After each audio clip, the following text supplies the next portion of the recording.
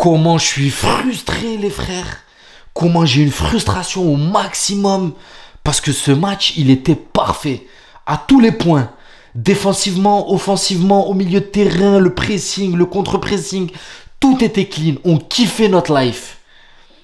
Et à la fin, je sais pas ce qui s'est passé. Ça a flanché. On s'est fait prendre par des pressings de ouf de la part de l'Atlético. Alors qu'ils étaient nuls. On les a asphyxiés. Les mecs voyaient flou. Ils comprenaient plus rien à ce qui se passait sur le terrain. Et malgré tout, on arrive à se faire braquer comme ça. Parce que là, c'est un braquage. Hein.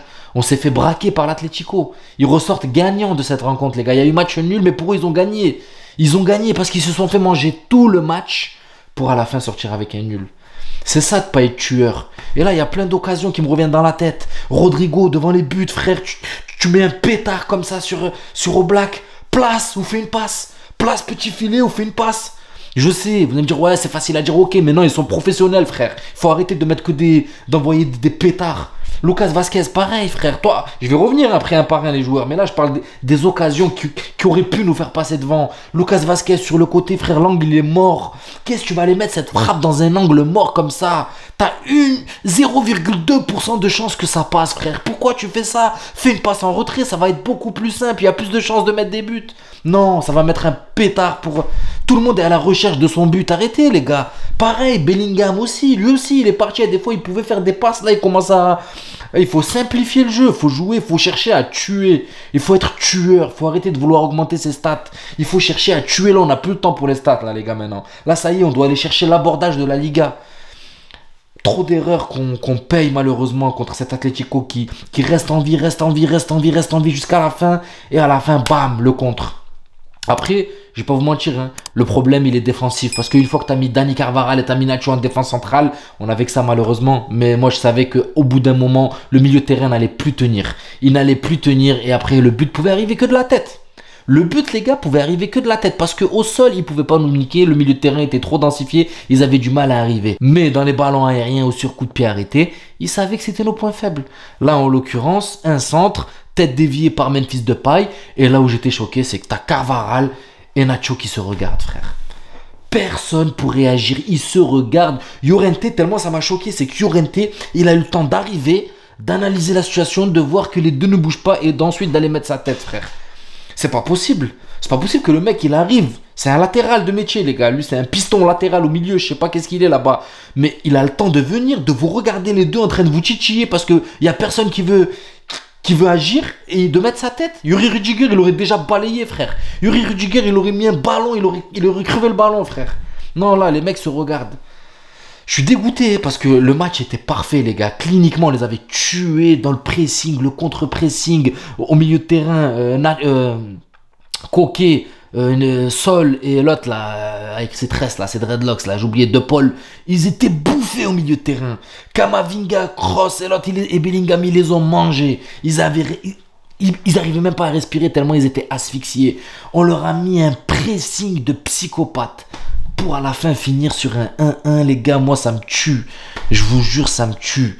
Maintenant, on va parler individuellement et je vais commencer par Brahim Diaz. Ce mec, il est monstrueux, il est tellement sous-coté. C'est incroyable. Et dire que ce mec, les gars, il est remplaçant au Real Madrid, vous vous rendez compte un peu de la chose ou pas? Brahim Diaz est remplaçant au Real Madrid. Mais il n'y a qu'au Real où tu peux voir ça. Parce qu'un joueur de ce niveau, je suis désolé, tu le mets dans un autre club de même standing que le Real. Il est titulaire indiscutable, les frères. Titulaire indiscutable. Vous vous rendez compte de ce qu'il a fait? Le mec, il a baladé tous les joueurs à tous les côtés du stade. Quand on l'a mis à droite avec Lucas Vazquez, déjà les combinaisons avec Lucas Vazquez, c'était royal. Il t'a endormi tout le monde là-bas. Quand tu as changé de côté, parce qu'à un moment, je sais pas, vous avez vu, ça a permuté entre lui et Rodrigo. Tu le mets de l'autre côté, côté Fernand Mendy. Pareil, quand tu le mets dans l'entrejeu un peu derrière, un peu à côté de Bellingham, lui et Bellingham et Rodrigo, c'est incroyable. Quand tu le mets devant, oh, c'est incroyable, c'est un joker à tout faire. Il peut combiner avec tout le monde. Il trouve des espaces dans des trous de souris. Moi, je tombe sous le charme de ce joueur, je vais pas vous mentir. En plus, il est marocain, même s'il jouera jamais pour le Maroc, mais il est trop fort. Il est trop fort, sa vivacité, ses dribbles. Vous avez vu un moment sur le côté là-bas? Il t'a baladé Hermoso, il lui a mis un petit pont. Et après, juste après, il t'envoie... comment il s'appelle là, l'autre avec sa touffe, la Witsel. Il t'envoie Witsel faire du ski, frère. Et là où ça a perdu, il a perdu sa lucidité. Parce que sur cette occasion, il avait tout fait de beau. Il t'a baladé Hermoso, baladé Witsel. Il avait juste une passe en retrait à faire à Rodrigo. Mais voilà, dans l'euphorie de l'action. Après lui, tu peux pas lui en vouloir, il avait fait le travail. Et vous allez me dire, ouais, Lucas Vazquez, pareil, il avait fait le travail, c'est vrai. Mais là, il aurait mis cette passe en retrait, il y avait Rodrigo. Après Rodrigo, les gars, en ce moment, voilà, ça, il aurait pu la rater. Hein. Il aurait pu la rater parce que ces derniers temps, il rate beaucoup devant les barres. On est en train de retrouver un Rodrigo d'une période un peu floue, vous vous souvenez? Bon, après, je m'inquiète pas, ça va revenir. Mais voilà, là, on a besoin de cette lucidité. C'est le moment où on en a besoin. La Ligue des Champions arrive, on est en galère, en train de se battre avec Girone devant qui à chaque fois nous recolle. Là, en l'occurrence, on fait match nul. On pouvait tuer le truc, faire un pressing de fou. Et là, on se retrouve pareil à faire match nul et qui leur donne beaucoup d'espoir encore. Alors que les matchs qui nous restent, c'est pas facile parce qu'on doit rejouer contre eux. Et on a encore, voilà, la Ligue des Champions qui arrive. Bref, le calendrier est chargé et c'est pas le moment de faire un faux pas. Et encore, dans le fond, je comprends c'est compliqué, c'est l'Atlético. Mais quand tu regardes la physionomie du match, mais t'avais la place d'en mettre 6, 7. Ah, je suis blasé, les gars, je l'ai là. Hein. Et c'est pas un match où vraiment j'ai les nerfs de ouf. Parce que dans l'ensemble, on a vraiment bien joué, on a manqué de lucidité. Après, bon, il y avait Vinicius qui était pas là aussi. Ça se trouve, lui, voilà, avec sa vista, il aurait pu trouver des passes dans l'entrejeu. Malheureusement, c'est comme ça. Mais je l'ai quand même là, les gars. Pour être honnête avec vous, je l'ai quand même là. Elle est là. Parce que là, ils étaient abordables, ils étaient tuables, on pouvait les enterrer. Franchement, je suis dégoûté. Kamavinga, on va pas se mentir, il nous fait une masterclass encore aujourd'hui, les gars. Moi, je me demande un moment comment ça va se passer au Real Madrid. Surtout que là, bon, il y a des échos Mbappé et tout, vous avez entendu. Ça arrive. Normalement, c'est ce qui se dit. Je ferai une autre vidéo sur ça. Mais les échos tentent à dire que Mbappé arriverait au Real Madrid pour la saison prochaine. Voilà, on en parlera dans une autre vidéo, c'est pas le sujet. Mais comment on va faire, les gars? Il y a trop de bons joueurs. Il y a trop de bons joueurs. Ça parle de Garder Brahim, on est d'accord. Ça parle de Arda Güler, ça parle de Rossignol Kroos, ça parle de Garder Modric un an. Comment on va faire, les gars? Il y a des bouchons là au milieu de terrain, c'est pas possible. Tout le monde est fort. Et là, le problème, c'est que j'ai l'impression que tout le monde est en train d'atteindre un niveau exceptionnel. Parce que là, sur ce match, qui est dégueulasse?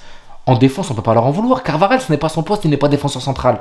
En l'occurrence, Nacho, bon, il n'avait pas Rudiger qui était son pilier. Même si Nacho, ces derniers matchs, il n'est pas, on va dire, voilà, au top de sa forme.